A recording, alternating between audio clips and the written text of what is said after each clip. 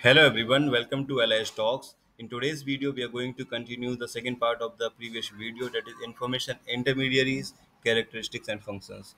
As we have covered definitions and characteristics of information intermediaries, so we will continue with the functions. The primary function of information intermediaries is to provide quick and adequate information to the users. जो main function होता है information intermediaries का वो होता है quickly और relevant information जो users की नीड्स को सेटिस्फाई कर सके वो इन्फॉर्मेशन प्रोवाइड कराना। उसके अंदर तीन स्टेप्स ये इन्वॉल्व होते हैं। पहला है searching data and information, second है analysing data and information, third is disseminating the information in the required form. तो हम पहले डेटा इन्फॉर्मेशन को सर्च करेंगे, देन उसको एनालाइज करेंगे, देन हम यूजर को ये डिसेमिनेट करेंगे। तो हम डिस्कस करते हैं वन बाई वन तीनों को।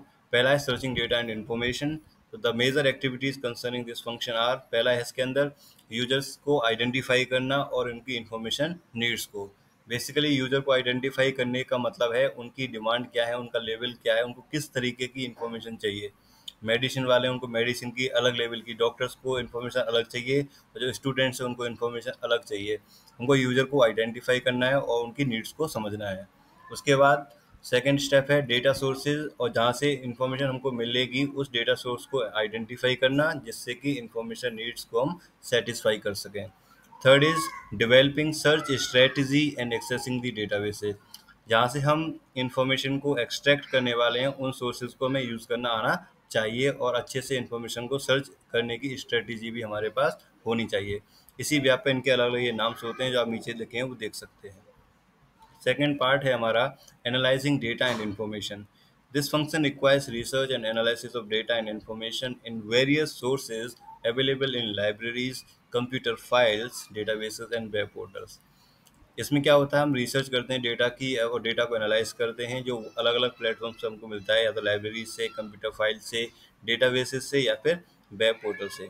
इस वाले स्टेप में द एनालिसिस में result in the activities like abstracting simple summarisation of previously written materials, consolidating the information from various sources. इस वाले स्टेप में हम क्या कर सकते हैं, एब्स्ट्रैक्टिंग करते हैं, समरी प्रिपेयर करना, डेटा को इन्फॉर्मेशन को कंसोलिडेट करना। ये स्टेप्स में जो लोग इन्वॉल्व होते हैं उनके भी पर्टिकुलर नाम होते हैं, जैसे analysis specialist, information counsellor, operation analyst, research assistant, knowledge research analyst etcetera. तो थर्ड पॉइंट है हमारा इसके अंदर disseminating information in required forms. जिसमें कौन कौन सी एक्टिविटीज़ इन्वॉल्व होती हैं, वो है हमारा कि इन्फॉर्मेशन को डिलीवर करना रिक्वायर्ड फॉर्मेट में और रिक्वायर्ड फॉर्म में। किसी को ई फॉर्म में चाहिए, किसी को हार्ड कॉपी चाहिए, किसी को प्रिंटेड मटेरियल चाहिए, किसी को सॉफ्ट कॉपी चाहिए। माइक्रो फॉर्म्स में चाहिए डॉक्यूमेंट्स, अलग अलग ये टाइप्स होते हैं, फॉर्मेट्स होते हैं, तो हमको वो भी ध्यान में रखना है। थर्ड है इसके अंदर हमारा, इसके अंदर क्या क्या चीज़ें हम प्रिपेयर करते हैं। रीपैकेजिंग एक एक्टिविटी होती है, preparation of state of the art report, मतलब जो करंट लेटेस्ट जो अपडेट हो रहे हैं, चेंजेस हो रहे हैं, उनको अपडेट करना। इसमें जो लोग इन्वॉल्व होते हैं उनको information analyst, information research officer etcetera इनके नाम से जानते हैं। So thanks for watching the video, and don't forget to subscribe it if you have not still yet subscribed the channel. For any query and suggestion, you can write us to the given mail. Thank you.